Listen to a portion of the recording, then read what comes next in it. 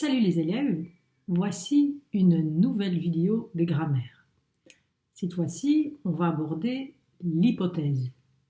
En fait, c'est une suite logique à la présentation sur le conditionnel. On y va! Tout d'abord, il faut savoir qu'une phrase hypothétique se compose toujours de deux parties. D'un côté, il y a la subordonnée, et elle est introduite par le mot si, das de bijzin. De l'autre côté, il y a la phrase principale, de hoofdzin. Si vous voulez comparer à l'anglais, the if sentence. En fait, il y a trois possibilités. Premier cas, il s'agit d'une situation possible, réalisable dans le présent. Soit il s'agit d'une situation impossible ou non réalisée dans le présent. Ou, dernière possibilité, la situation est non réalisée dans le passé. Il s'agit d'une situation irréelle. Pour le moment, ça peut encore paraître un peu flou, mais ça va devenir clair dans les dias suivants. Ne vous inquiétez pas.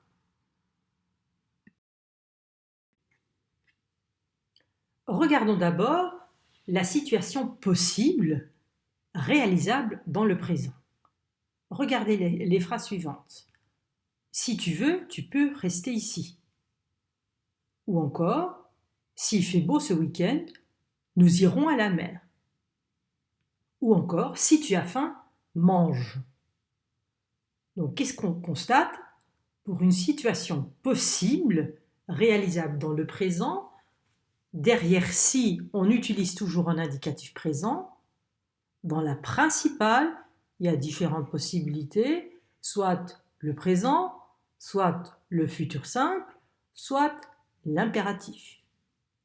Sachez que même pour parler du futur, dans la subordonnée, un indicatif présent est obligatoire. Passons à la deuxième situation, la situation impossible ou non réalisée dans le présent. Si je gagnais au loto, je ferais un tour du monde. Alors on suppose qu'on n'a pas gagné au loto. Si je gagnais au loto, als ik de lotto won, dan zou ik een wereldreis maken. Dat veronderstelt dat ik de lotto niet gewonnen heb. Donc, qu'est-ce qu'on constate? Dans la subordonnée, j'utilise l'imparfait.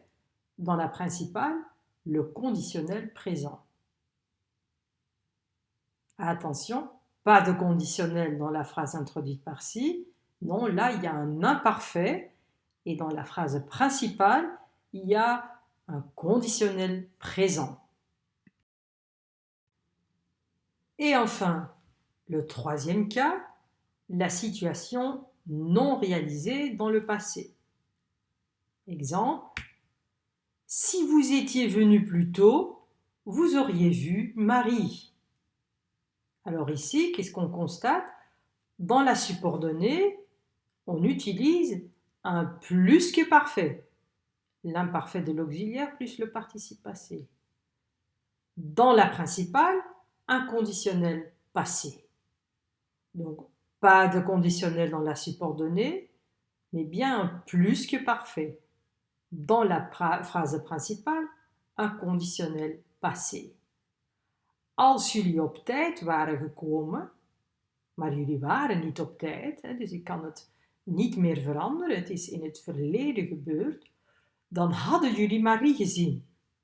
Maar dit is dus niet het geval. Il s'agit d'une situation non réalisée dans le passé. Donc regardez, on combine dans la subordonnée derrière si le plus que parfait au conditionnel passé dans la principale. Voici la synthèse. Ce schéma, il faudra l'apprendre par cœur. Donc, dans la subordonnée, un indicatif présent se combine à une phrase principale, à l'indicatif présent ou au futur simple ou à l'impératif. Si dans la subordonnée, il y a un imparfait, dans la phrase principale, je vais trouver un conditionnel présent. Pour le passé, la subordonnée va être mise au plus que parfait et dans la principale, on mettra un conditionnel passé. Attention, attention, je répète, très important, n'utilisez jamais, jamais, jamais de conditionnel ou de futur dans la subordonnée. Le conditionnel ou le futur est réservé à la principale. Dans la subordonnée, il y a soit un présent, soit un imparfait, soit un plus que parfait. D'accord? Essayez de bien retenir. Faisons quelques exercices. Il faudra donc mettre les verbes au temps ou au mode convenable. Comment procéder? Il faut d'abord bien vérifier quelle partie de la phrase il faut compléter. S'agit-il de la subordonnée ou de la principale?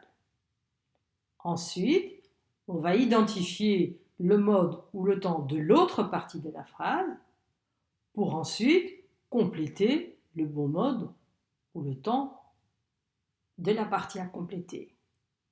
On y va. Première phrase. Quelle phrase ou quelle partie de la phrase dois-je compléter? La subordonnée, introduite par si. Dans la principale, je trouve un futur simple.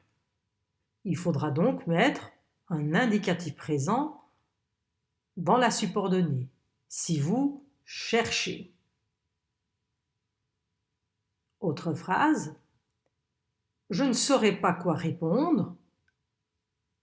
Conditionnel présent dans la principale. Dans la subordonnée, il faudra donc mettre un imparfait si on me demandait de manger des insectes. À vous maintenant.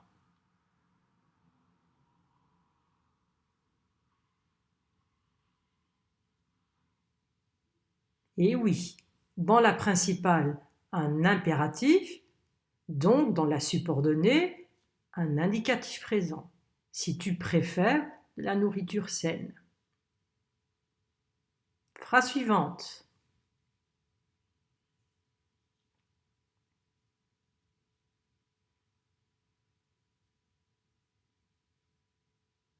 Ici, on a le choix. Dans la subordonnée, il y a un indicatif présent.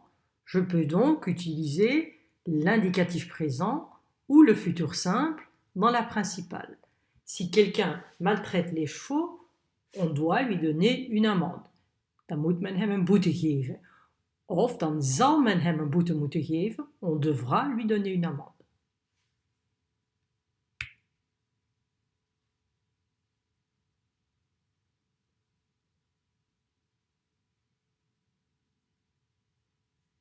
Attention, ici dans la subordonnée, j'ai un plus que parfait. Dans la principale, il faudra donc mettre un conditionnel passé. On aurait condamné le propriétaire de l'animalerie si on avait eu des preuves.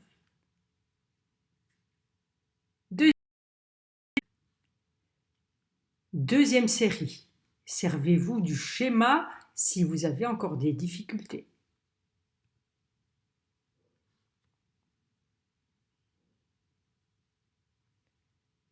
Conditionnel passé dans la principale, donc dans la phrase introduite par si, un plus que parfait. Nous aurions pu passer la soirée ensemble si tu m'avais appelé hier matin.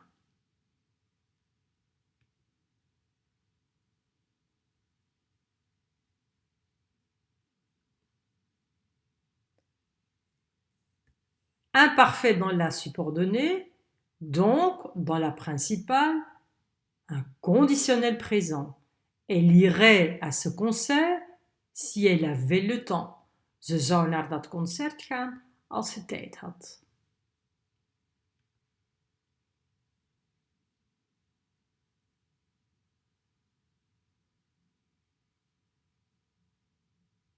Ici, c'est la subordonnée qu'il faut compléter. Dans la principale, il y a un conditionnel présent. Moi, je vais donc devoir utiliser un imparfait. Elle aurait plus d'amis si elle n'était pas toujours de mauvaise humeur. Encore.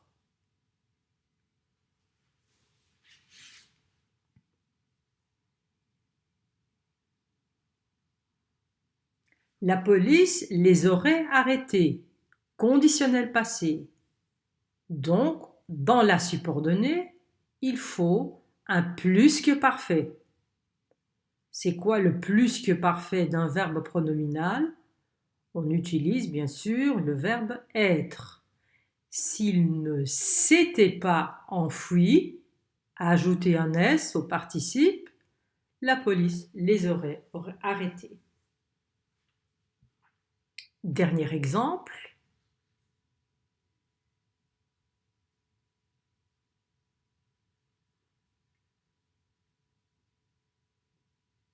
Il faut compléter la principale. Dans la subordonnée, il y a un plus que parfait.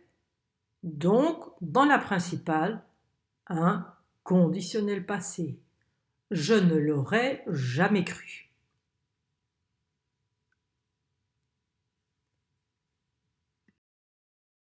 Et voilà, on est arrivé à la fin.